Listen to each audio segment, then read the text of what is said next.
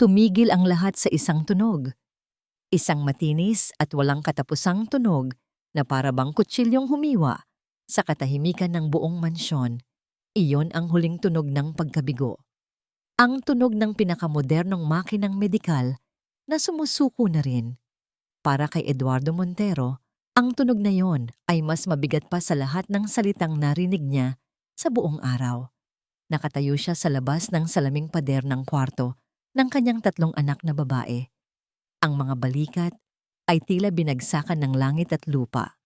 Sa loob, ang mga ilaw mula sa mga monitor ay kumukurap na parang mga bituing nag-aagaw buhay. I'm very sorry, Sir Eduardo. Ang boses ni Dr. Ricardo Mendoza ay pagod at pinal. Siya ang pinakamagaling na neurosurgeon sa bansa. Pero ngayon, sa harap ni Eduardo, para lang siyang isang ordinaryong taong nagsasabing umuulan sa labas. We've done everything. Sinubukan na namin ang lahat ng posibleng paraan. There's nothing more that science can offer. Hindi lumingon si Eduardo. Nanatili ang kanyang mga mata sa 3 kama sa loob ng kwarto. Maria, Clara, Sofia, ang kanyang 3 anghel, ang kanyang 3 prinsesa, ngayon ay mga manikang porselana na lang na hindi gumagalaw, hindi nagsasalita. Naramdaman niya ang panginginig ng kanyang kamao. Gusto niyang sumigaw. Gusto niyang manuntok ng pader. Gusto niyang kunin ang lahat ng mamahaling aparato sa loob ng kwartong yon at ihagis palabas ng bintana. Anong silbi ng pagiging isang technology tycoon kung hindi niya kayang iligtas ang sarili niyang mga anak? Wala nang pag-asa? Ganoon na lang ba yon, Ricardo? Tanong niya. Ang boses ay kalmado sa labas pero nagngangalit sa loob. I'm sorry, ulit ng doktor. Ang salitang sorry ang nagtulak sa kanya pabalik sa nakaraan. Ilang taon na ang nakalipas, sa isa ring puting kwarto ng ospital, narinig niya ang parehong salita.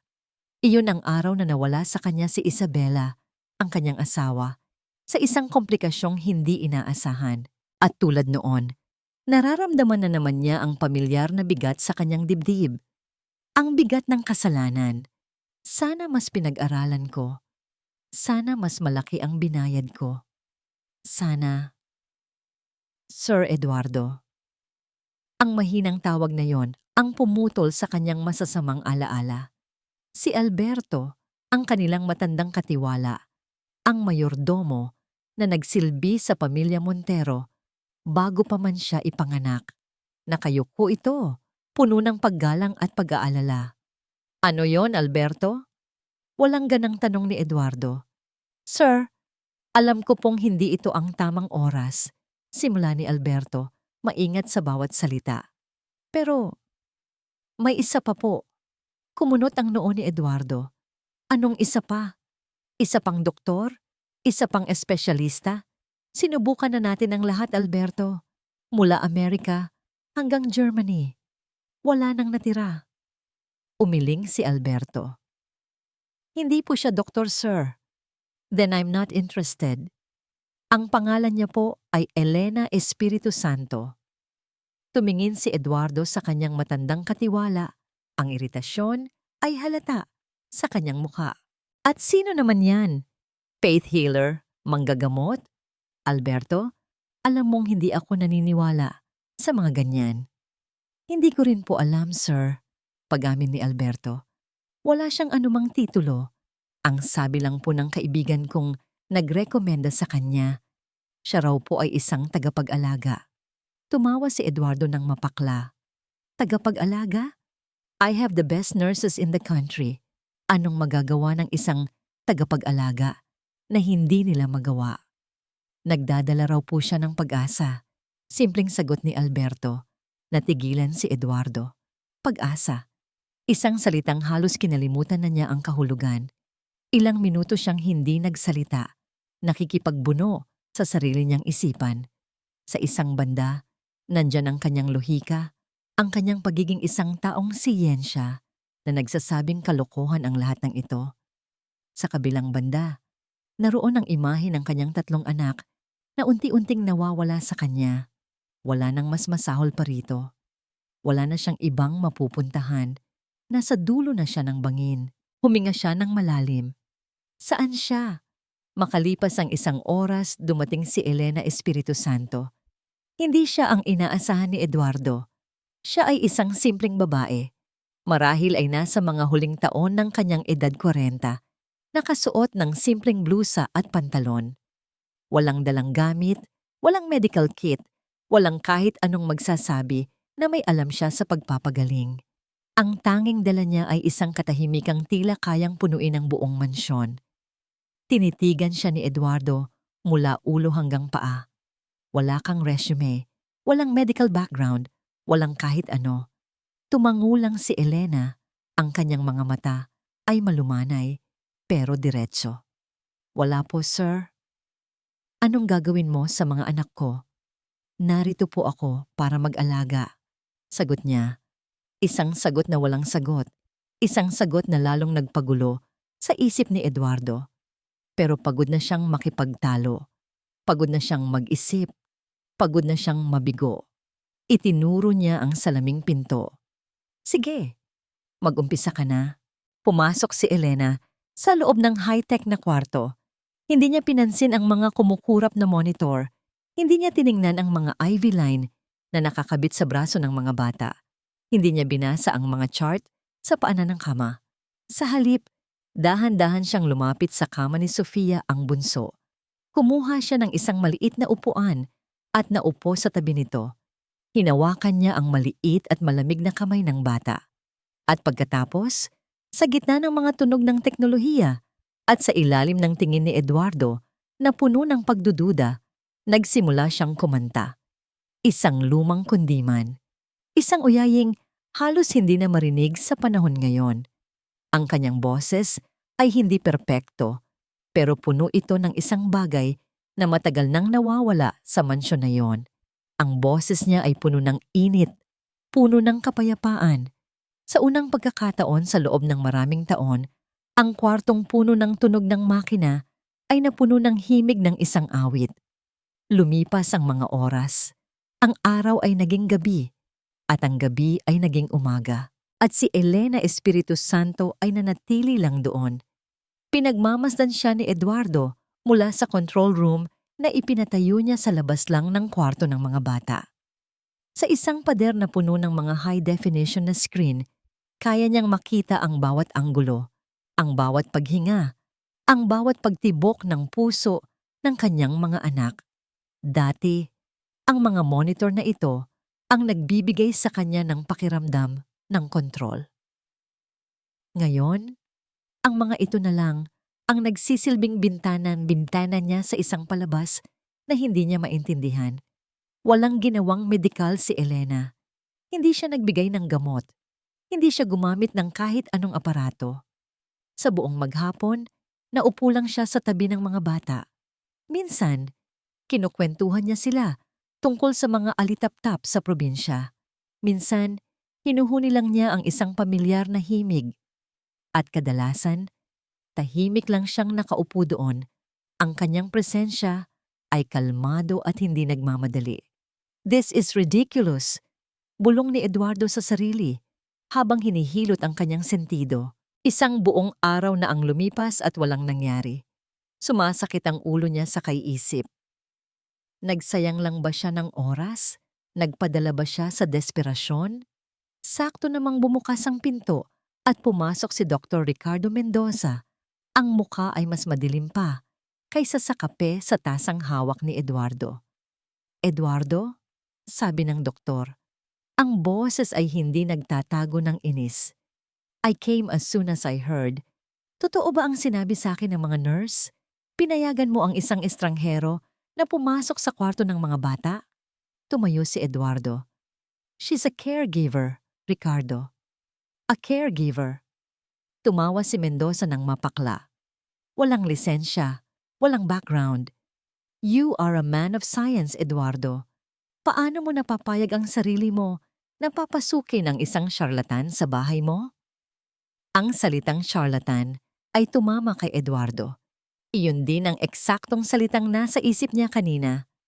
I'm desperate, Ricardo. You said it yourself. Wala nang magagawa ang siyensya.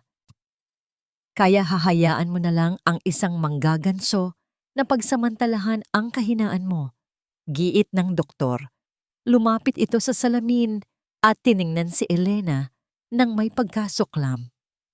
Look at her. Anong ginagawa niya? Kumakanta? Nagkukwento? This is not medicine, Eduardo. This is a circus. At ang mga anak mo ang ginagawa niyang katawa-tawa. Naramdaman ni Eduardo ang pag-init ng kanyang ulo. Nasasaktan siya sa mga sinasabi ni Ricardo. Marahil dahil may katotohanin sa mga ito. Ano bang gusto mong gawin ko? Sigaw ni Eduardo. Umupo na lang dito at panoorin silang mawala sa akin ng dahan-dahan. Ang gusto kong gawin mo ay bumalik sa realidad, sagot ni Mendoza. Paalisin mo ang babaeng yan bago pa siya makagawa ng mas malaking pinsala. Huminga ng malalim si Eduardo. Marahil ay tama si Ricardo. Isa itong malaking pagkakamali. Kailangan na itong matapos. Tumalikod siya mula sa mga monitor at nagsimulang maglakad papunta sa pinto ng kwarto ng mga anak niya. Bubuksan na niya sana yon para paalisin si Elena. Para tapusin na ang kahibangang ito. Ngunit bago pa man mahawakan ng kanyang kamay ang door handle, isang bagay sa screen ang pumukaw sa kanyang atensyon. Napahinto siya. Idinikit niya ang kanyang mukha sa salamin. Ang kanyang mga mata ay nanlalaki, hindi makapaniwala sa nakikita. Si Elena ay kumakanta pa rin, ang parehong uyayi mula kagabi. At si Sofia, ang kanyang bunso, ang hintuturo ng kanang kamay ni Sofia, ay dahan-dahang gumalaw, 1 beses, 2 beses, 3 beses. Maliit na paggalaw lang na kung hindi mo tititigan ay hindi mo mapapansin. Pero para kay Eduardo, ang maliit na paggalaw na yon ay kasing lakas ng isang lindol. Tumibok ng mabilis ang puso niya. Hindi siya humihinga. Eduardo, what is it? Tanong ni Mendoza mula sa likuran niya. Hindi napapansin ang nangyayari. Hindi lumingon si Eduardo. Hindi niya kayang alisin ang kanyang tingin sa kamay ng kanyang anak. Dahan-dahan niyang inurong ang kanyang kamay mula sa pinto. Wala, sabi niya. Ang boses ay bahagyang nanginginig. Wala. Naramdaman niya ang matalim na tingin ni Mendoza sa kanyang likod. So, aalisin mo na ba siya? Nagtagal ng ilang segundo bago nakasagot si Eduardo. Isang sikreto ang nabuo sa loob ng dibdib niya. Isang sikretong hindi niya pa kayang ipaliwanag kahit sa sarili niya. Hindi. Mahina niyang sagot. What? Gulat na tanong ng doktor. Hindi ko siya paaalisin. Pag-uulit ni Eduardo. Mas matatag na ngayon. Habang ang kanyang mga mata ay nakatutok pa rin sa milagrong nagaganap sa screen. Hindi makapaniwala si Ricardo Mendoza. Umiling siya. Ang mukha ay puno ng pagkadismaya at galit. Nababaliw ka na, Eduardo. You're losing your mind. Hindi sumagot si Eduardo. Fine. Mariing sabi ni Mendoza bago tumalikod para umalis. Pero tandaan mo ito. Hindi ako papayag na panoorin ka lang habang inilalagay mo sa panganib ang buhay ng mga anak mo. I will not stand by and watch this happen. Gagawa ako ng paraan para pigilan to.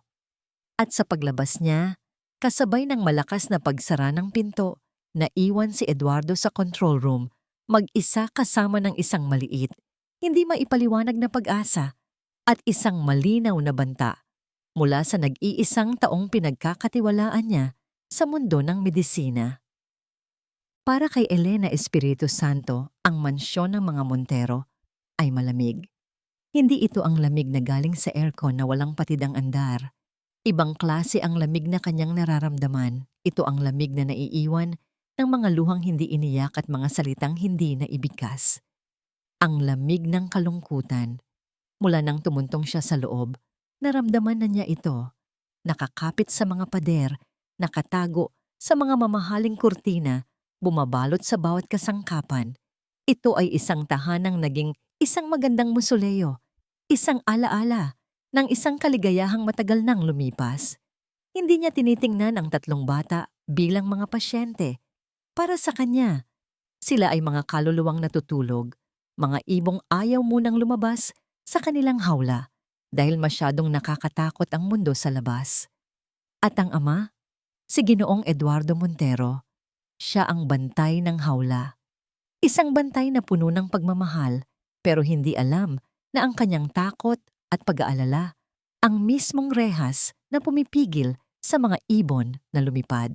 Naramdaman niya ang presensya ng isa pa, isang banayad at mapagmahal na enerhiya. Ang ina, si Isabela. Nandito pa rin siya, sa hangin, sa mga bulaklak sa hardin, sa mga litratong nakasabit sa pasilyo. Isang presensyang nananabik, nag-aalala.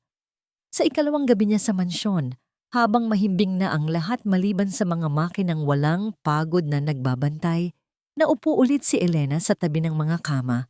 Hinawakan niya ang kamay ni Maria. Alam niyo ba, panimula niya, ang boses ay isang mahinang bulong. Sa probinsya kung saan ako lumaki, ang gabi ay hindi ibig sabihin ng kadiliman. Dahil kapag dumidilim na, doon lumalabas ang mga alitaptap. Ikinuwento niya kung paano sila naglalaro ng kanyang mga kaibigan noon, kung paano nila hinuhuli ang mga alitaptap at inilalagay sa isang garapon para gawing lampara. Pero ang liwanag nila ay hindi tumatagal kapag kinukulong. Patuloy niya. Mas magana silang tingnan kapag malaya silang lumilipad, kapag kusa nilang ibinibigay ang kanilang ilaw sa gitna ng dilim.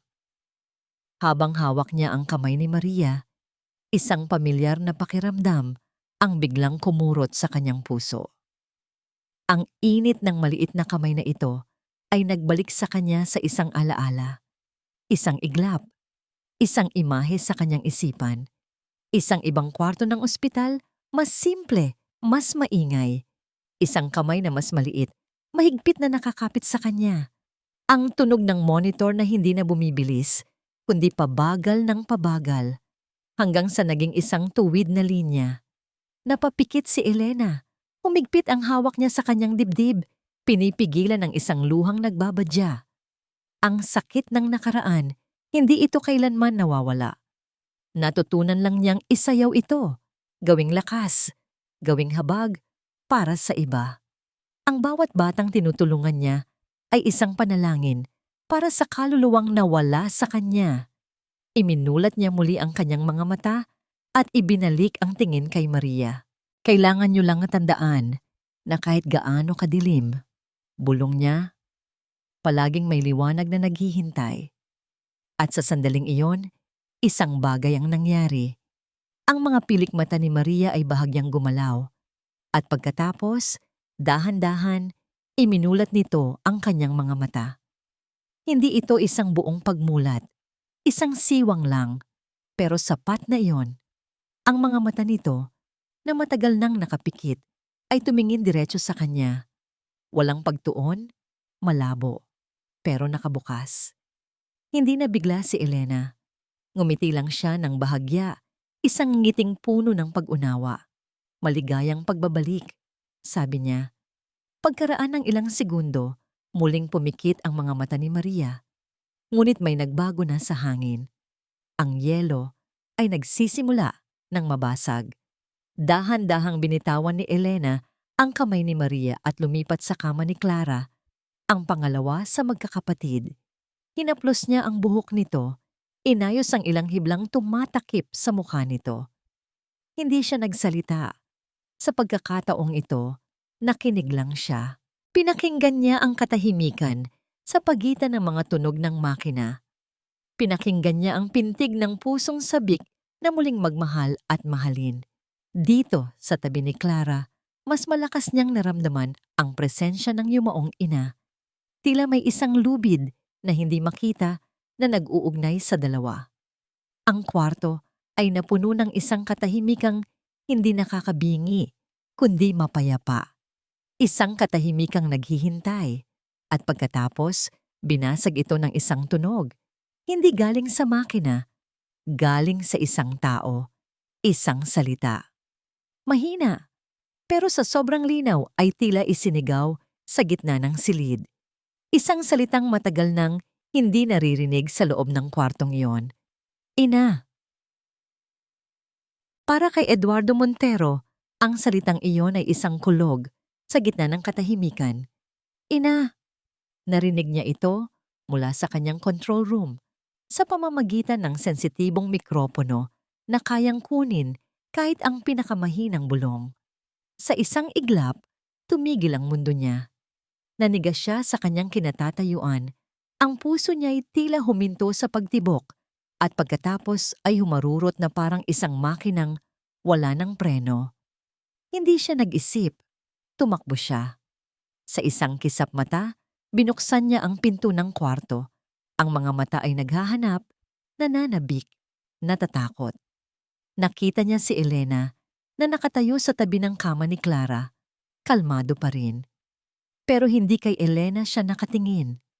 Ang kanyang mga mata ay nasa kanyang anak na si Clara. Ang mga labi nito ay bahagyang nakaawang pa, na para bang ang salitang iyon ay hangin pa ring humahanap ng daan palabas.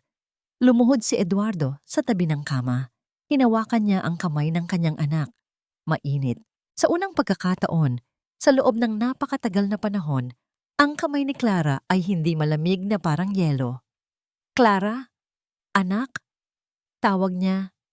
Ang boses ay basag at nanginginig. Narinig mo ba ako, anak? Si Papa ito. Walang sumunod na salita.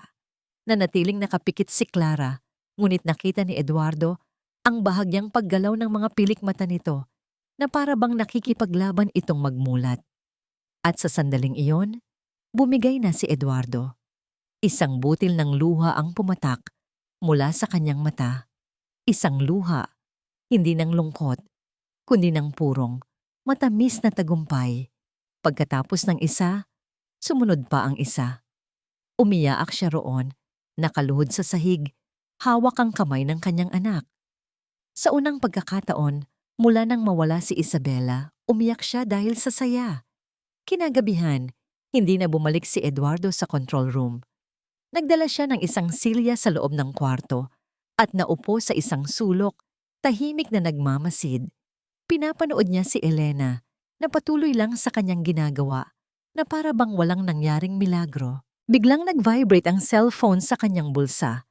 Nakita niya ang pangalan ni Dr. Mendoza sa screen. Lumabas siya ng kwarto para sagutin ito. Eduardo?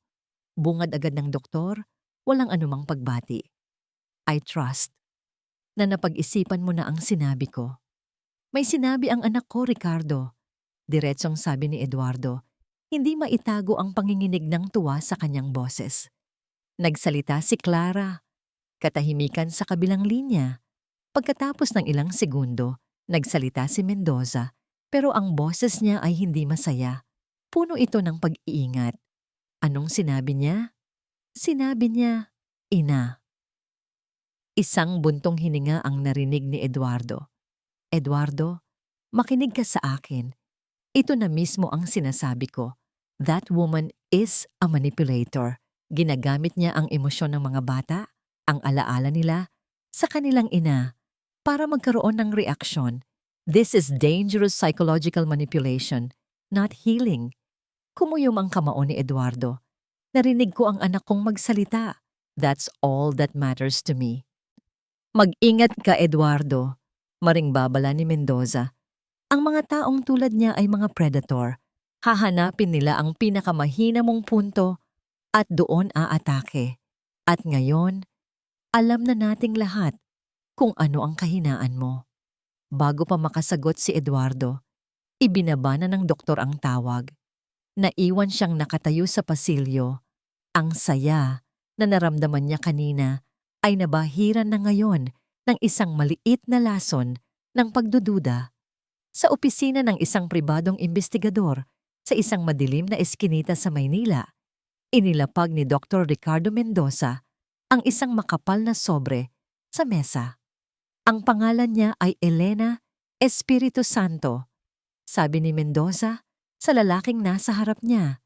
Walang record sa kahit anong ospital. Walang lisensya. Gusto kong malaman ang lahat tungkol sa kanya. Bawat butas, bawat dumi. Naiintindihan mo? Tumango ang investigador at kinuha ang sobre. Malinaw po, Doc. Samantala, pabalik sa mansyon, hindi mapakali si Eduardo. May hinahanap siya sa kanyang personal na opisina, mga lumang papeles ng negosyo. Habang naghahalongkat sa isang baul, natagpuan niya ang isang maliit na kahon na gawa sa kahoy. Ang memory box ni Isabela. Nag-atubili siyang buksan ito. Napakasakit. Ngunit may nagtulak sa kanya. Sa loob, nakita niya ang mga pamilyar na bagay. Isang tuyong bulaklak ng rosas, mga litrato nila noong bago pa lang silang magkasintahan, at isang maliit na journal. Binuklat niya ito sa isang pahinang may marka. Sulat kamay ni Isabela. Binasa niya ito. October 12. Ang triplets ay 3 taong gulang na. Ang bibilis nilang lumaki. Pero napapansin ko, kapag pagod si Eduardo mula sa trabaho, kapag dala niya ang bigat ng mundo sa kanyang mga balikat, ang mga bata ay nagiging tahimik. Tila ba nararamdaman nila ang bigat na dala ng kanilang ama? Ang stress mo, mahal. Nararamdaman nila. Sana lang ay mas ngumiti ka para sa kanila. Napaupo si Eduardo. Ang mga salitang iyon, isinulat maraming taon na ang nakalipas, ay tila isang sampal sa kanyang mukha. Biglang tumunog ang telepono ni Dr. Mendoza. Ang private investigator. Ano na? Walang pasensyang tanong ng doktor. Sir, may nahanap ako, sabi ng boses sa kabilang linya. Isang boses na seryoso at walang biro. May record siya. Napabuntong hininga si Mendoza, tila naghahanda sa kung anuman ang maririnig. Anong klaseng record? Isang police report.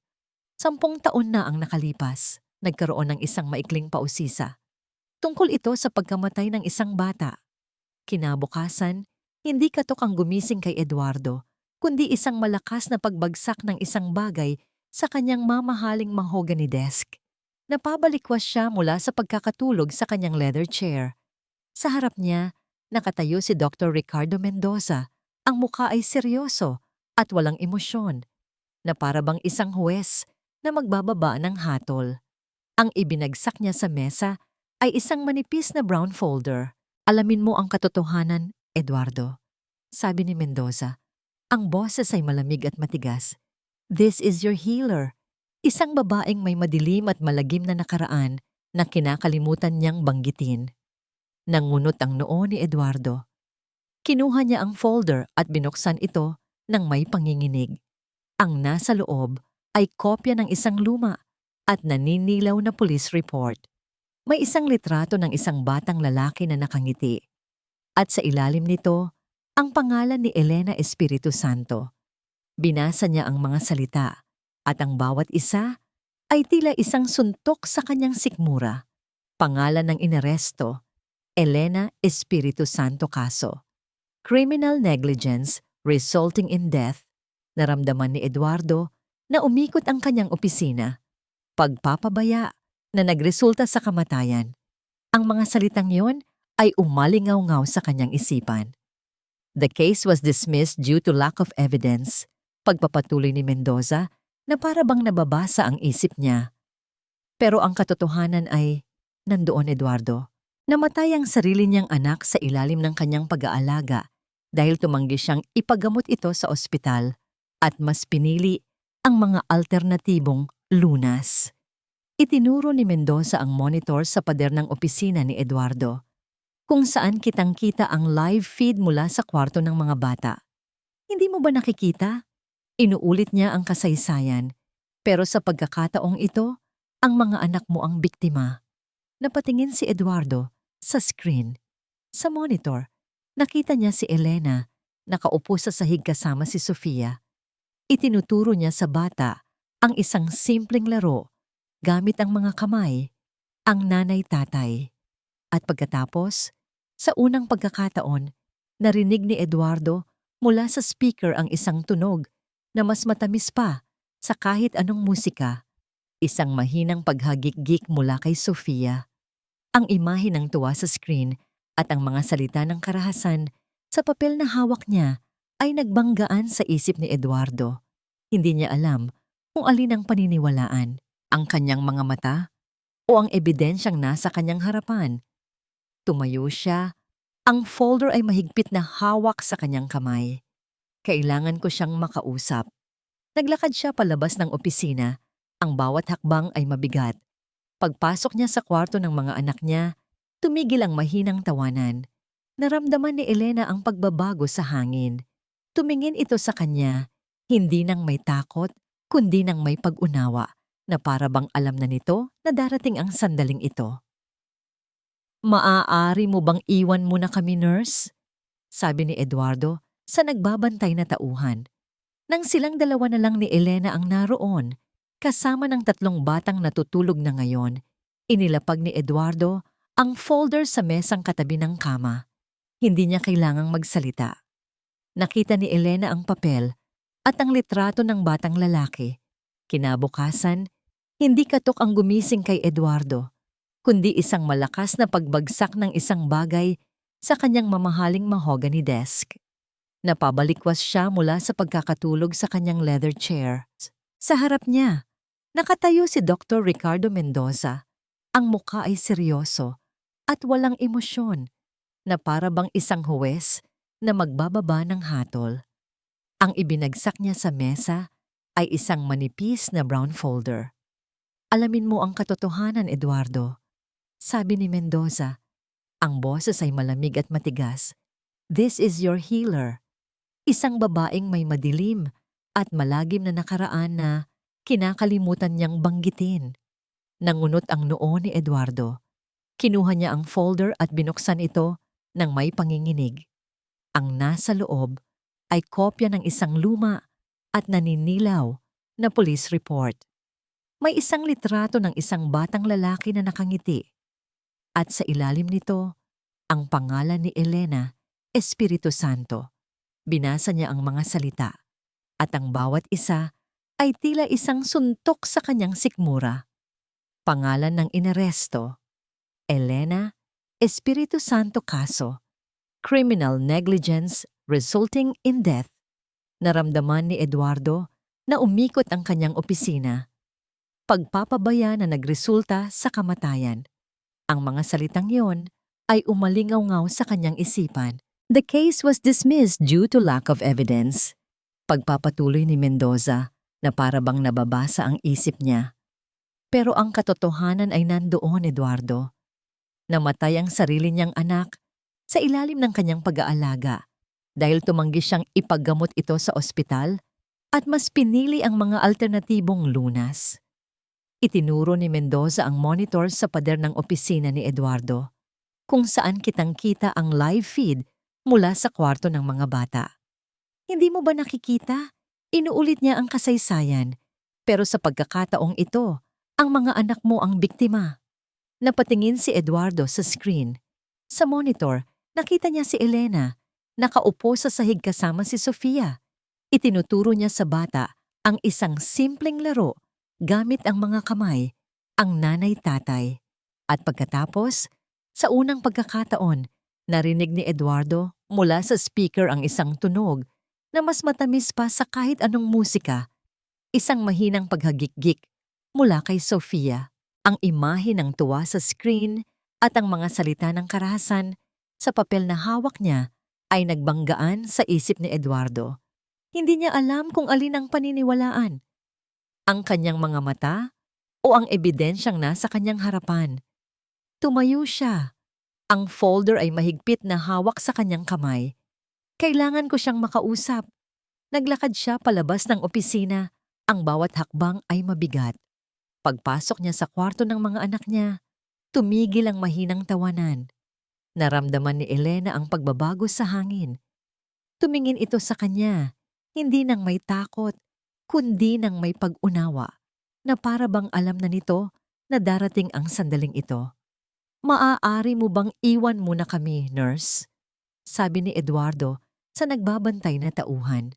Nang silang dalawa na lang ni Elena ang naroon, kasama ng 3 batang natutulog na ngayon, inilapag ni Eduardo ang folder sa mesang katabi ng kama.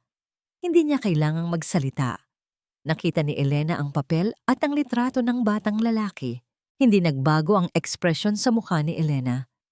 Ang tanging nagbago ay ang kanyang mga mata.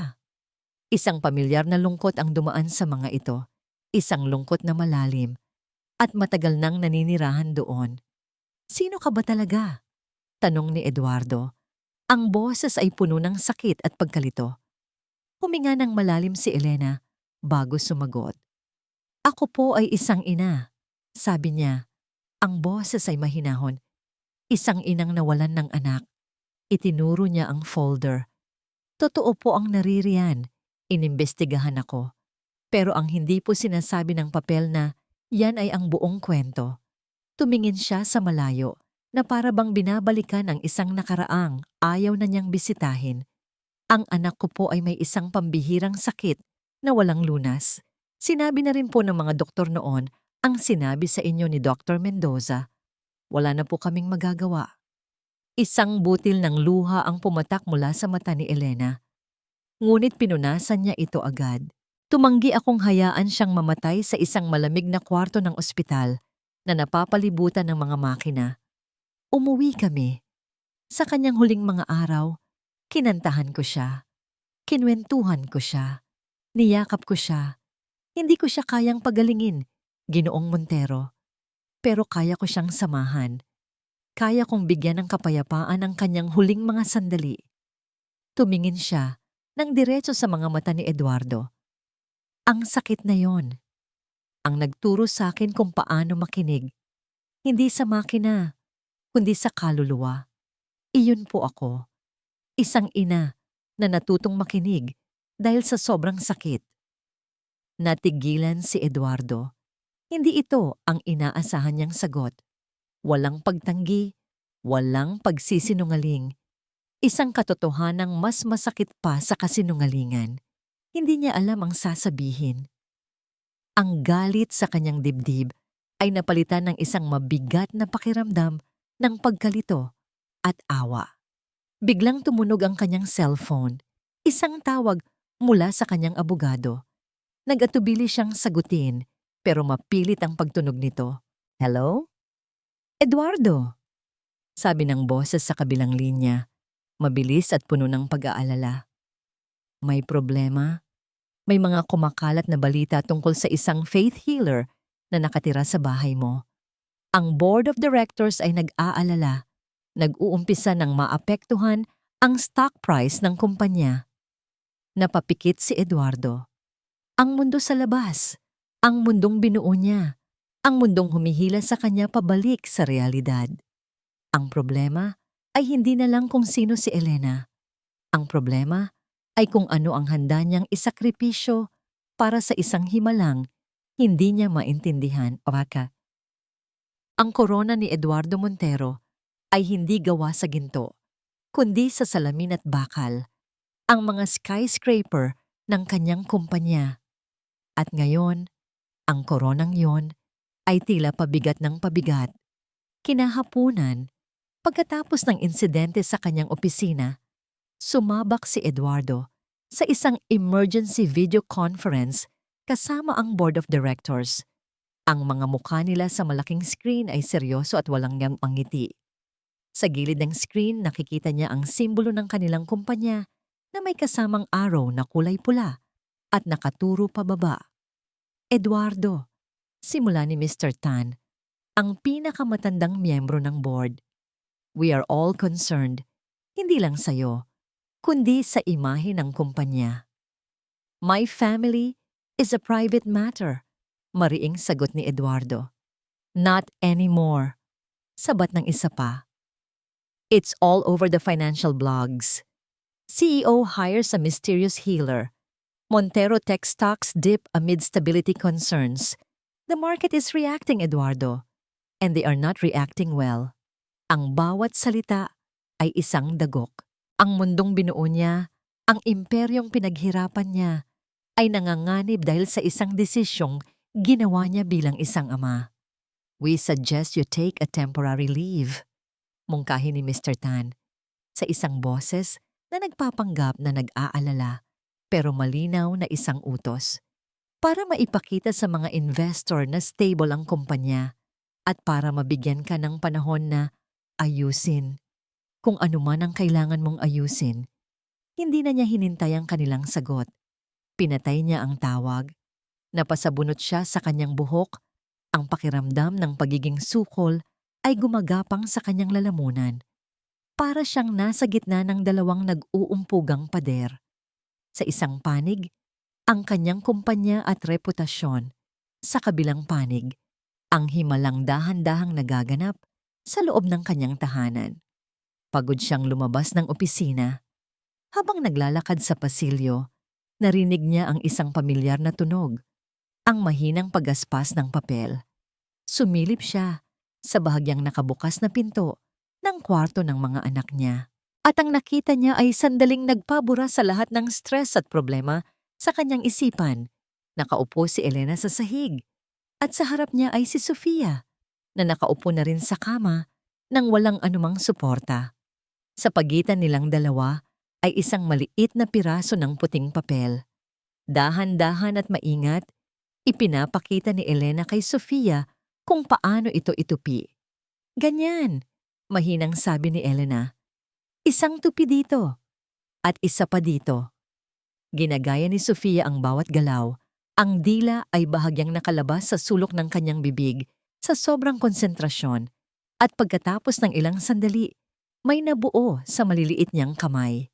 Isang hindi perpektong paper crane, isang ibong gawa sa papel. Itinaas ito ni Sofia, ang mga mata ay kumikinang sa tuwa. Isang simpleng bagay, isang normal na sandali sa pagitan ng isang tagapag-alaga at isang bata. Pero para kay Eduardo, ito ang lahat. Ito ang normalidad na matagal na niyang inaasam. Ang katahimikang ito, ang munting tagumpay na ito ang tunay na yaman. Ngunit ang katahimikan ay panandalian lang.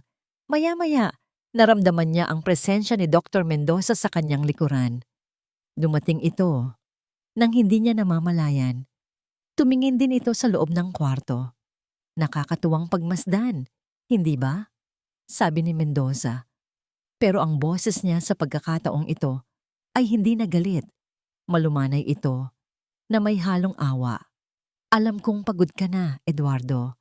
Alam kong gusto mo lang maniwala sa kahit anong magbibigay sa'yo ng pag-asa. Hindi lumingon si Eduardo. I'm worried about you, patuloy ng doktor. Ang stress na to, ang pressure mula sa labas, dinudurog ka nito. Hayaan mo na akong tulungan kang tapusin ang sirko na to. Let me help you end this. Ang mga salita ni Mendoza ay parang isang malambot na unan sa pagod na isipan ni Eduardo. Ang ideya ng pagtatapos sa lahat ng ito, sa mga tawag, sa mga tsismis, sa pagdududa, ay biglang naging napakaakit. Marahil, naisip niya, ang pagprotekta sa kanyang mga anak ay hindi nangangahulugang pagpapanatili kay Elena sa tabi nila. Marahil, ang pagprotekta sa kanila ay nangangahulugang pagbabalik sa kanila sa isang mundong normal at tahimik, malayo sa lahat ng kontrobersya. Bago pa siya makasagot, dumating si Alberto, ang kanilang katiwala. Ang mukha ay balisa. Sir, sabi nito, ang boses ay nanginginig. Sir Eduardo, may mga reporter po sa labas ng gate. Ang mga ilaw sa labas ng gate ay parang mga gutom na bituin, kumukutitap, mapanuri, walang awa. Ang bawat flash ng kamera ay tila isang dagitab ng kuryenteng dumadaloy sa bawat sulok ng mansyon, ginagawang isang kulungan ang dapat sanay kanlungan ni Eduardo. Sa loob ng kanyang opisina, ang cellphone niya ay hindi tumitigil sa pagtunog. Mga tawag mula sa kanyang abogado, sa PR team, sa mga miyembro ng board. Ang bawat ring ay isang paalala. Ang mundo sa labas ay hindi maghihintay. Ang mundo sa labas ay humihingi ng isang sakripisyo. Pinatay niya ang cellphone. Sa katahimikan, narinig niya ang sarili niyang paghinga. Pagod na siya. Pagod na siyang lumaban. Alam niya ang kailangan niyang gawin. Ang pinakamasakit, pero sa isip niya, ang tanging paraan. Hinanap niya si Elena. At gaya ng inaasahan, Natagpuan niya ito sa kwarto ng mga bata. Inaayos ang kumot ni Maria. Tumingala ito nang maramdaman siya at sa mga mata nito, walang gulat. Tila naghihintay na lang ito. Pumasok si Eduardo sa kwarto pero hindi siya lumapit. Nanatili siya malapit sa pinto na parang isang estranghero sa sarili niyang tahanan. Elena, panimula niya. Iniiwasan ang mga mata nito. Tumingin siya sa sahig, sa dingding, kahit saan. Huwag lang sa mukha ng babaeng nagbalik ng pag-asa sa kanya. Salamat sa lahat. Natahimik ang buong silid. Ginawa mo ang higit pa sa inaasahan ko. Binigyan mo ako ng mga sandaling akala ko ay hindi ko na muling makikita. Ang bawat salita ay parang bubog sa kanyang lalamunan. Pero hindi na ito maaari. Huminga siya ng malalim. Pinipilit na buuin ang mga kasunod na salita. Ang gulo sa labas. Ang mga reporter. Ang kumpanya. Kailangan kong protektahan ang mga anak ko mula rito. Kailangan nila ng normal na buhay, ng katahimikan. Isang kasinungalingan. Sigaw ng isang boses sa kanyang isipan. Hindi sila ang pinoprotektahan mo, kundi ang sarili mo. Hindi niya pinansin ang boses na yon. Kailangan mong umalis. Sa wakas ay nasabi niya, ang mga salita ay halos pabulong na lang. Tumango si Elena, isang mabagal, malungkot na pagtango. Walang pagtutol, walang galit.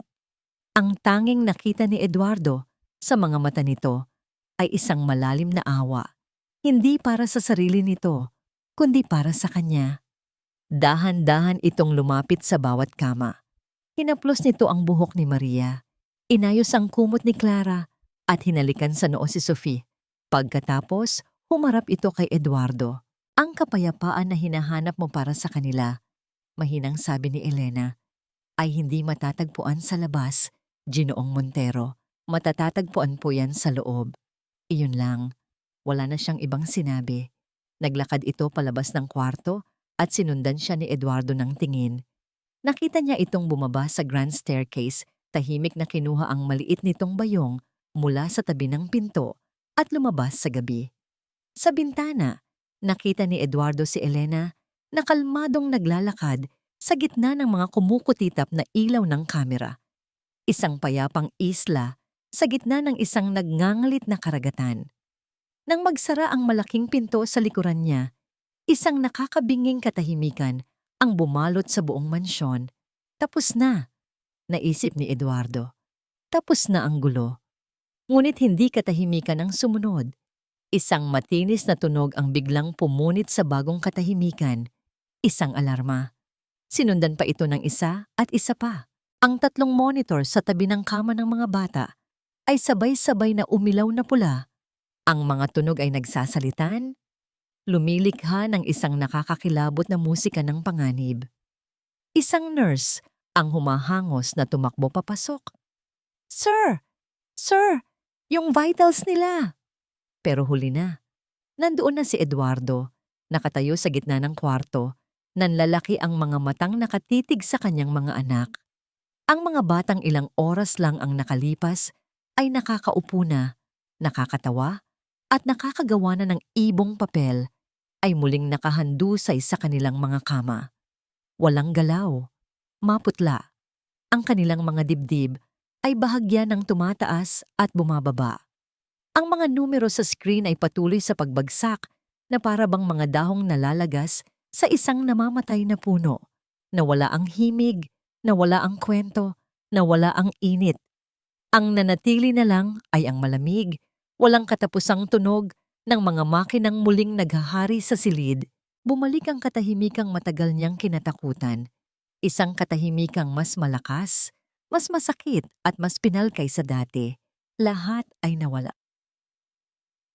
Ang mga makina ay sumisigaw, ngunit ang katahimikan ang mas malakas. Si Eduardo Montero ay nakaupo sa gitna ng silid, isang estatwa ng pagkatalo. Ang mga nurse ay kumikilos sa paligid niya, nag-aayos ng mga aparato, nagsusuri ng mga numero, Bumubulong ng mga medikal na termino sa isa't isa, ngunit hindi niya sila naririnig. Ang tanging naririnig niya ay ang nakabibinging kawalan. Ang kawalan ng himig, ang kawalan ng kwento, ang kawalan ng mahinang paghagikgik.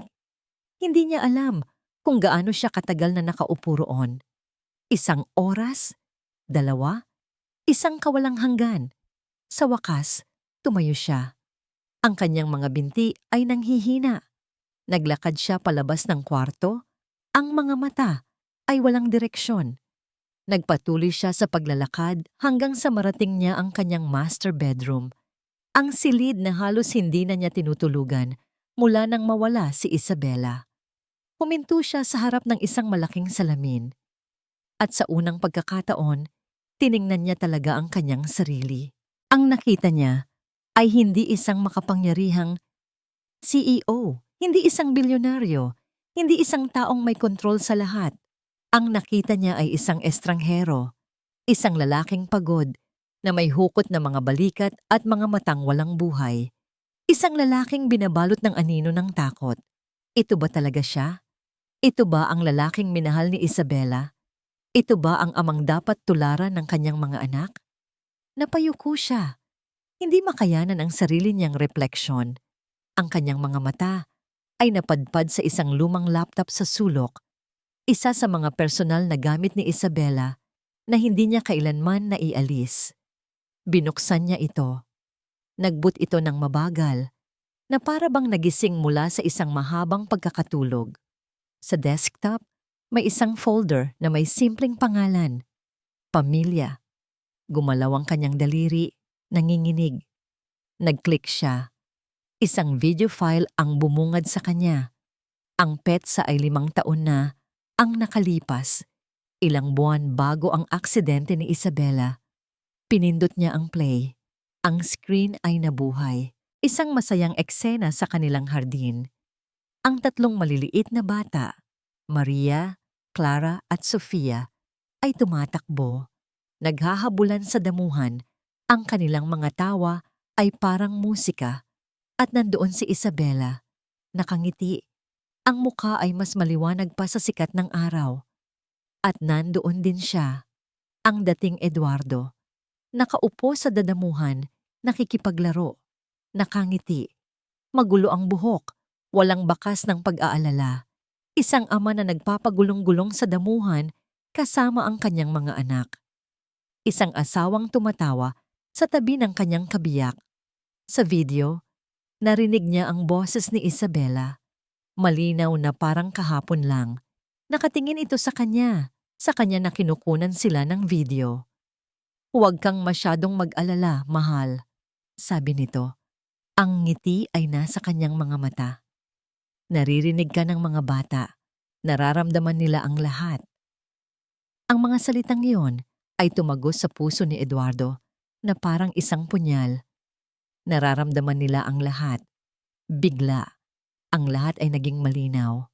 Ang mga piraso ng palaisipan ay nabuo sa kanyang isipan, hindi para ipakita ang isang magandang larawan, kundi isang nakakakilabot na katotohanan. Ang sakit. Ang tunay na sakit. Hindi ito isang virus. Hindi ito isang kondisyon sa utak. Ang sakit ay siya. Mula nang mamatay si Isabela, ang kanyang takot, ang kanyang pag-aalala, ang kanyang desperadong pangangailangan na kontrolin ang lahat para hindi na maulit ang trahedya. Ang mga iyon ang naging laso na dahan-dahang pumuno sa tahanang ito. Ang kanyang kalungkutan ang naging hangin na nilalanghap ng kanyang mga anak. Ang kanyang pag-aalala ang naging rehas na kumulong sa kanilang mga kaluluwa. Pinatay nila ang kanilang sarili para hindi na maramdaman ang sakit na nararamdaman niya. "Hindi ang mga anak ko ang may sakit," bulong niya sa sarili, habang ang mga luha ay malayang dumadaloy sa kanyang mga pisngi. Ako ang may sakit." Isang bagong klase ng enerhiya ang biglang dumaloy sa kanyang katawan. Hindi na ito desperasyon, kundi determinasyon. Mabilis siyang tumayo. Naglakad siya pabalik sa kanyang opisina, diretso sa kanyang mesa. Kinuha niya ang brown folder na ibinigay ni Dr. Mendoza, ang folder na puno ng katotohanan at ebidensya. Tinitigan niya ito ng 1 segundo. Ito ang simbolo ng kanyang pagdududa, ng kanyang pagiging makitid ang isip. At pagkatapos, sa isang marahas na galaw, pinunit niya ito sa gitna. Pinunit niya ito ng paulit-ulit hanggang sa maging maliliit na piraso na lang ng papel ang natira, na parang niebe ng pagsisisi na bumagsak sa kanyang mesa. Tapos na siyang makinig sa mundo sa labas. Tapos na siyang maniwala sa mga papel at numero. Mabilis siyang tumakbo palabas ng opisina. Kinuha ang susi ng kanyang kotse. Nilagpasan niya ang mga nagtatakang tingin ng kanyang mga kasambahay. Paglabas niya sa gabi, ang mga reporter ay naroon pa rin. Pero hindi na niya sila nakikita. Sumakay siya sa kanyang kotse, pinaandar ang makina, at humarurot siya sa madilim na kalsada. Walang plano, walang direksyon, walang anumang bagay na sigurado. Isang pangalan lang ang nasa isip niya. Elena. Ang gabi ay walang bituin, at ang kalsada ay isang itim na ilog na walang katapusan. Walang ideya si Eduardo kung saan siya pupunta. Paano mo hahanapin ang isang taong parang isang multo na dumating ng walang bakas at umalis ng walang paalam? Si Elena Espiritu Santo. Ang pangalan ay parang isang panalangin, pero hindi niya alam kung kanino ito idarasal. Sa gitna ng kanyang pagmamaneho, isang pangalan ang pumasok sa kanyang isip. Si Alberto. Kinuha niya ang kanyang cellphone at tinawagan ang matandang katiwala. Alberto, sabi niya nang sagutin nito ang tawag. Ang boses niya ay apurahan. Yung kaibigan mo, yung nagrekomenda kay Elena. Kailangan kong malaman kung saan siya matatatagpuan. Pero sir, nag-aalangang sagot ni Alberto. Wala po siyang permanenteng tirahan. Palipat-lipat lang po siya kung saan may nangangailangan. Kahit ano, Alberto? Isang lugar, isang pangalan, kahit anong pahiwatig. Pagmamakaawa ni Eduardo. Ilang sandali ng katahimikan. Ang sabi po sa akin, madalas daw po siyang tumutulong sa isang maliit na bahay kalinga sa bandang Tondo. Bahay Pag-asa daw po ang pangalan. Tondo. Isang lugar na sa buong buhay niya ay naririnig lang niya sa balita. Isang mundong malayong malayo sa kanyang mansyon sa Marbella.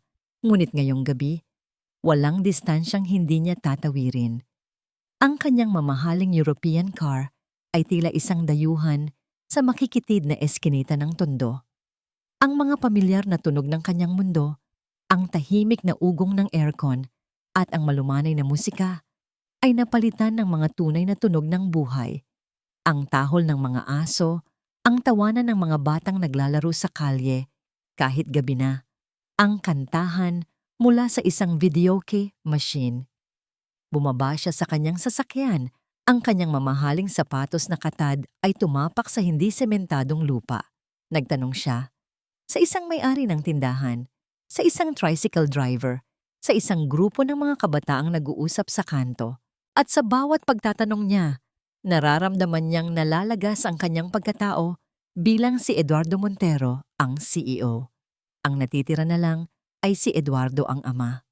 Sa wakas, itinuro siya sa isang maliit at simpleng bahay na may kupas na karatulang gawa sa kahoy, Bahay Pag-asa. Mula sa bintana, nakita niya siya, si Elena, nakaupo sa sahig, sa gitna ng isang bilog ng maliliit na bata. Ang mga ito ay mga ulila, mga batang nakahanap ng kanlungan sa bahay na yon. Hindi siya kumakanta. Nagkukwento siya. Ang kanyang mga kamay ay gumagalaw sa hangin.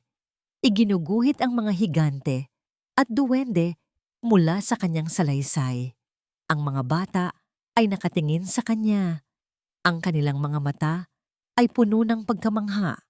Puno ng liwanag ang silid, hindi dahil sa bumbilya, kundi dahil sa kanya. Naglakad si Eduardo papunta sa pinto. Tumigil ang kwentuhan nang makita siya ng mga bata. Tumingin si Elena sa kanya. Walang gulat sa mga mata nito. Tanging isang tahimik na paghihintay. Maari ko po ba kayong makausap? Sabi ni Eduardo. Ang boses na dating nag-uutos sa isang buong kumpanya ay naging isang pakiusap. Tumango si Elena. Sinabi niya sa mga bata na maghintay lang sandali. Lumabas siya at humarap kay Eduardo sa maliit na hardin sa harap ng bahay. Hindi alam ni Eduardo kung paano magsisimula. Ang lahat ng salitang inihanda niya sa kanyang isip ay biglang naglaho, kaya't sinabi na lang niya ang katotohanan. Nagkamali ako. Panimula niya, ang kanyang mga mata ay nakatitig sa lupa. Sa buong buhay ko, akala ko, ang pagiging malakas ay ang pagkakaroon ng kontrol. Akala ko ang pagiging isang ama ay ang pagbibigay ng lahat ng materyal na bagay, ng pinakamagaling na doktor, ng pinakamodernong teknolohiya. Tumingala siya at sa wakas ay sinalubong ang mga mata ni Elena. Pero hindi pala. Ang lahat ng iyon ay para lang sa akin. Para mapakalma ang sarili kong takot. Para hindi ko maramdaman muli ang naramdaman ko noong mawala ang asawa ko. Ang kanyang boses ay nabasag. Ang mga luhang pinigilan niya ng napakatagal ay nagsimula ng mamuo. Hindi ang mga anak ko ang may sakit, Elena. Ako. Ako ang may sakit. Iyon na ang katotohanang binaliwa niya sa loob ng maraming taon. Ang katotohanang halos ikamatay ng kanyang mga anak. Pakiusap, sabi niya. At sa unang pagkakataon, sa kanyang buhay, bilang isang matanda, nagmakaawa siya. Bumalik ka, hindi para pagalingin ang mga anak ko, kundi para turuan ako. Turuan mo ako kung paano maging isang ama.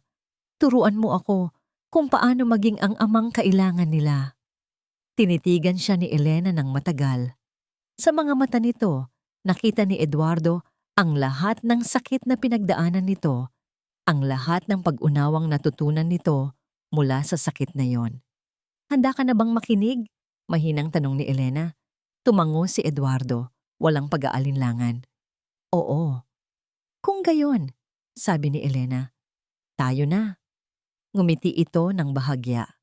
Pero sa pagkakataong ito, sabay tayong magpapagaling sa kanila. Gumaan ang pakiramdam ni Eduardo na para bang isang malaking bato ang inalis sa kanyang dibdib. Sabay silang naglakad pabalik sa kanyang kotse. Ang paglalakbay pabalik sa Marbella ay tahimik, ngunit hindi ito ang katahimikang nakakabingi. Ito ay isang katahimikang puno ng isang bagong tuklas na pag-asa. Ngunit pagdating nila, sa tapat ng malaking gate ng mansyon, isang pamilyar na sasakyan ang nakaparada sa harap nito. At sa tabi ng pinto ng kanyang tahanan, sa ilalim ng liwanag ng poste, nakatayo ang isang tao, naghihintay. Si Dr. Ricardo Mendoza, ang huling hadlang. Dasanan, bumaba si Eduardo mula sa kanyang kotse, kasunod si Elena. Ang hangin sa pagitan niya at ni Dr. Mendoza ay mabigat at puno ng tensyon. Hinarang ng doktor ang daanan papunta sa pinto. Ang kanyang katawan ay isang pader ng siyensya at lohika. Eduardo, sabi ni Mendoza, ang boses ay pagod, pero matigas. Anong ginagawa mo? Akala ko ba, napag-usapan na natin to, dadalhin mo na naman pabalik ang babaeng ito sa mga anak mo? Sa pagkakataong ito, hindi naramdaman ni Eduardo ang galit. Wala na ang pagdududa. Ang tanging naramdaman niya ay isang malalim na awa para sa kanyang kaibigan, isang taong nakakulong sa sarili nitong paniniwala, tulad niya dati. Tapos na tayong mag-usap, Ricardo. Mahinahong sagot ni Eduardo. Salamat sa lahat ng tulong mo. Salamat sa pag-aalala mo. Pero ngayon, alam ko na ang kailangan kong gawin. At ano yon? Magtiwala sa isang himala? Sarkastikong tanong ng doktor. Magdasal? Kumanta? Eduardo, bumalik ka sa katinoan. Hindi nakipagtalo si Eduardo. Sa halip, ginawa niya ang isang bagay na hindi inaasahan. Ngumiti siya. Isang totoong nangiti. Hindi, Ricardo. Magtitiwala ako sa aking mga anak. At magtitiwala ako sa aking sarili bilang ama nila. Tinalikuran niya si Mendoza at humarap kay Elena. Tara na sa loob. Iniwan nilang nakatayo roon ang doktor, naguguluhan at hindi makapaniwala. Ngunit bago sila tuluyang makapasok, nagsalita si Eduardo nang hindi lumilingon. Hindi kita pinapaalis, Ricardo. Kung gusto mo, maaari kang manatili. Pumasok ka. Panoorin mo kami. Baka may matutunan ka rin. At pumasok sila sa loob ng bahay, iniwan ang pintong nakabukas para kay Mendoza. Ang sumunod na mga araw ay isang sayaw ng pagbabago. Wala ng control room. Ipinatanggal ni Eduardo ang mga monitor sa kanyang opisina. Sa halip, naglagay siya ng isang komportableng sopa sa loob mismo ng kwarto ng mga bata. Doon na siya nagtatrabaho. Doon na siya natutulog. Sa ilalim ng gabay ni Elena, natutunan niya ang mga bagay na mas importante pa sa stock market at business proposals. Natutunan niyang magbasa ng kwentong pambata. Binibigyan ng iba't ibang boses ang bawat karakter. Kahit na sa simula ay para siyang nahihiyang artista. Natutunan niyang kumanta ng mga oyayi kahit na sintonado dahil ang mahalaga ay ang init sa kanyang boses, hindi ang tamang tono. Natutunan niyang magsipilyo ng buhok ng kanyang mga anak. Ang bawat suklay ay maingat at puno ng pagmamahal. Natutunan pa niyang gumawa ng isang baluktot at hindi perpektong tirintas sa buhok ni Sofia. Sa mga unang araw, si Elena ang gumagawa ng lahat habang siya ay nanonood. Pagkatapos, si Elena na lang ang gumagabay habang siya ang gumagawa. At sa huli, si Eduardo na mismo ang gumagawa, habang si Elena ay tahimik na lang na nakaupo sa isang sulok, isang mapagmasid na anino ng kapayapaan, at ang himala ay nangyari muli. Pero sa pagkakataong ito, hindi ito biglaan. Dahan-dahan ito. Isang araw, habang kinukwentuhan ni Eduardo si Clara tungkol sa isang matapang na prinsesa, ngumiti ang bata sa kanyang pagtulog. Isang hapon, habang pinapakain ni Eduardo si Maria ng sopas, kinuha ng bata ang kutsara mula sa kanya at sinubukang kumain ng mag-isa. At isang gabi, habang kinakantahan ni Eduardo ang tatlo, sabay-sabay silang nagmulat ng mga mata, hindi na malabo, kundi malinaw at nakatingin ng diretso sa kanya. Sa kanilang ama, si Dr. Mendoza ay nanatili. Sa mga unang araw, tahimik lang siyang nagmamasid mula. Sa malayo, ang muka ay puno pa rin ng pagdududa. May dalang-dalang chart at stethoscope. Pero habang lumilipas ang mga araw, unti-unti niyang ibinababa ang kanyang mga pananggalang. Nakikita niya ang pagbabago, hindi lang sa mga bata, kundi lalo na kay Eduardo. Isang umaga, pagkatapos ng halos 2 linggo, umalis si Dr. Mendoza nang hindi nagpapaalam. Ngunit may iniwan siyang isang maliit at nakatuping papel sa mesa sa may pintuan. Kinuha ito ni Eduardo at binuksan, isang maikling sulat kamay. You taught me something beyond medicine, something they don't teach in medical school. Thank you. Napangiti si Eduardo. Itinupin niya ang papel at inilagay sa kanyang bulsa. Pagbalik niya sa kwarto, nadatnan niyang gising na ang kanyang mga anghel. Ngumiti sila nang makita siya. At pagkatapos, isang tunog ang pumuno sa silid. Isang tunog na mas matamis pa sa lahat ng awit at kwento sa buong mundo. Papa! Sabay-sabay silang nagsalita. 3 tinig na nag-uunahan, tumatawag sa kanya, isang salita. Ang tanging salitang kailangan niyang marinig.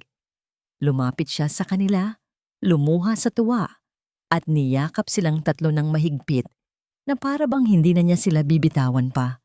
Ilang buwan ang lumipas. Ang mansyon ng Montero ay hindi na malamig.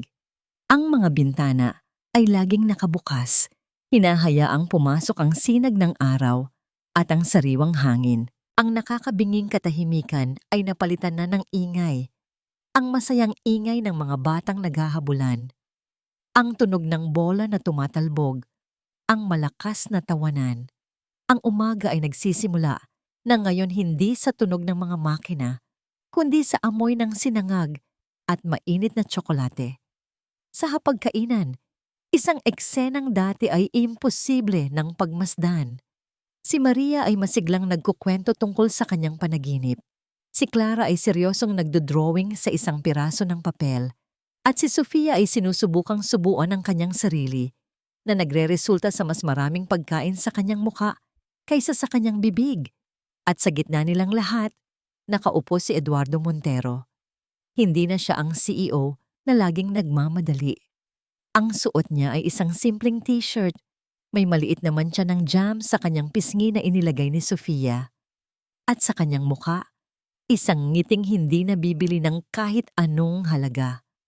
"Papa, tingnan mo," sabi ni Clara, ipinapakita ang kanyang drawing. Isang larawan ng 4 na tao, magkakahawak kamay, sa ilalim ng isang malaking araw. "Ang ganda naman yan, anak," sabi ni Eduardo. Ginugulo ang buhok ng bata. "Sino-sino yan?" "Ikaw, ako, si Ate Maria at si Sofia," sagot ni Clara. Pagkatapos ay itinuro niya ang isang maliit na ibon na lumilipad sa itaas nila. "At si Mama," napangiti si Eduardo. Oo, nandyan pa rin si Isabela. At ngayon, alam niyang masaya na ito. Pagkatapos ng almusal, habang naglalaro ang mga bata sa hardin, napansin ni Eduardo na may kulang. Si Elena. Hinanap niya ito sa buong bahay, sa kusina, sa library, sa music room, pero wala siya. Pumasok siya sa dating silid-tulugan ni Elena. Malinis ito at maayos na para bang hindi tinirhan. Ngunit sa ibabaw ng unan, may isang maliit na bagay na nakapatong. Isang perpektong ibong papel. Isang paper crane. Kinuha ito ni Eduardo.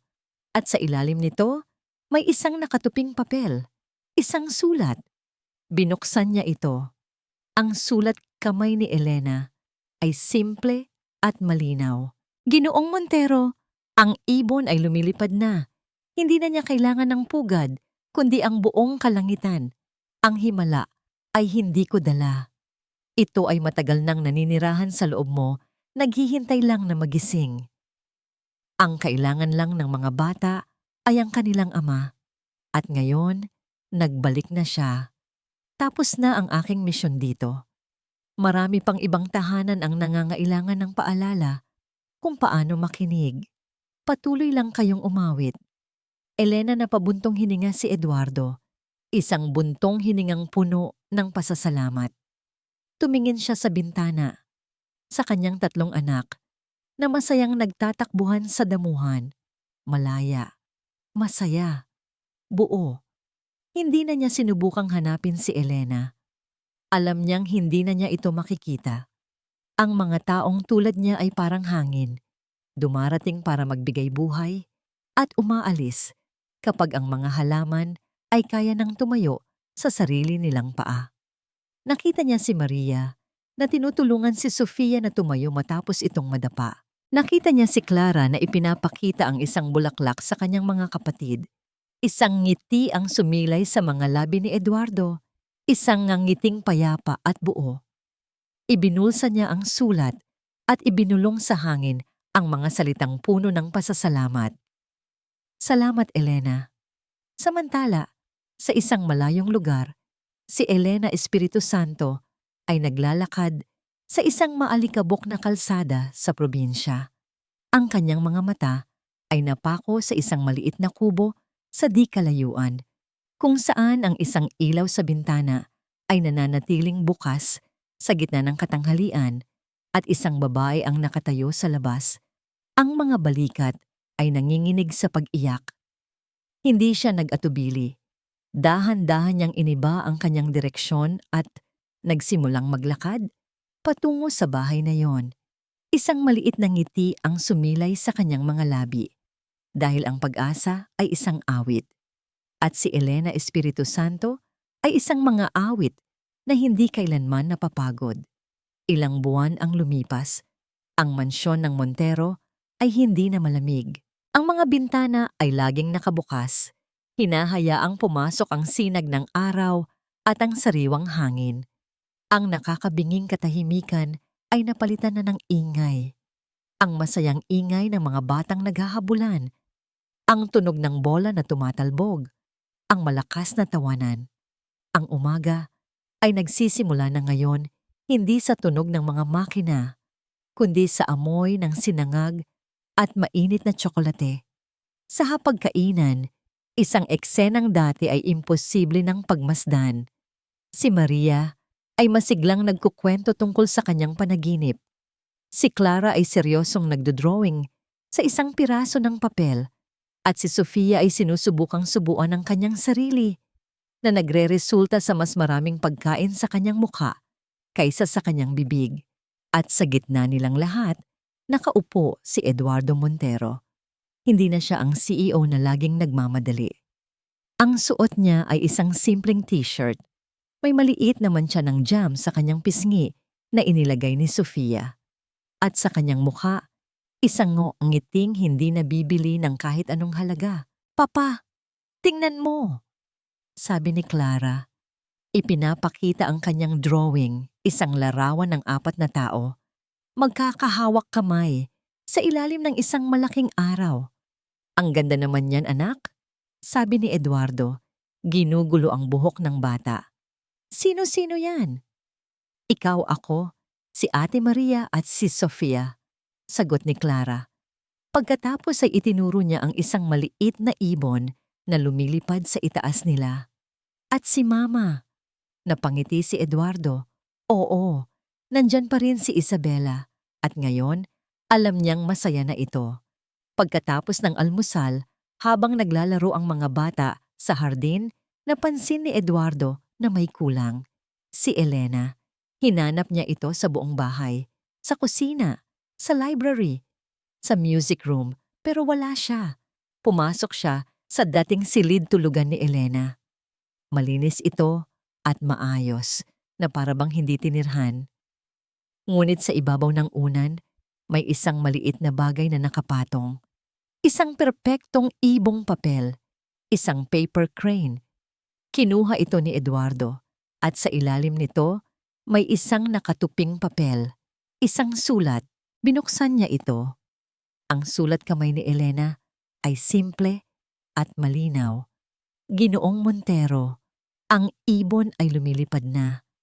Hindi na niya kailangan ng pugad, kundi ang buong kalangitan. Ang himala ay hindi ko dala. Ito ay matagal nang naninirahan sa loob mo, naghihintay lang na magising. Ang kailangan lang ng mga bata ay ang kanilang ama. At ngayon, nagbalik na siya. Tapos na ang aking misyon dito. Marami pang ibang tahanan ang nangangailangan ng paalala kung paano makinig. Patuloy lang kayong umawit." Elena, napabuntong hininga si Eduardo, isang buntong hiningang puno ng pasasalamat. Tumingin siya sa bintana, sa kanyang 3 anak na masayang nagtatakbuhan sa damuhan, malaya, masaya, buo. Hindi na niya sinubukang hanapin si Elena.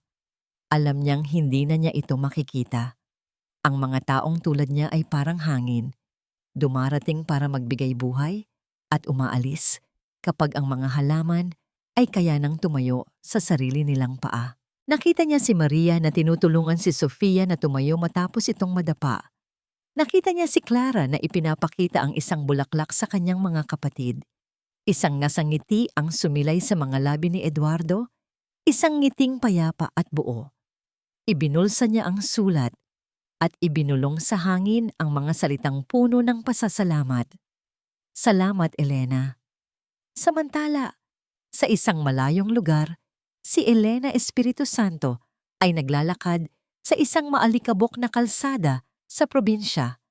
Ang kanyang mga mata ay napako sa isang maliit na kubo sa di kalayuan, kung saan ang isang ilaw sa bintana ay nananatiling bukas sa gitna ng katanghalian at isang babae sa giw ang nakatayo sa labas. Ang mga balikat ay nanginginig sa pag-iyak. Hindi siya nag-atubili. Dahan-dahan niyang iniba ang kanyang direksyon at nagsimulang maglakad patungo sa bahay na yon. Isang maliit na ngiti ang sumilay sa kanyang mga labi, dahil ang pag-asa ay isang awit.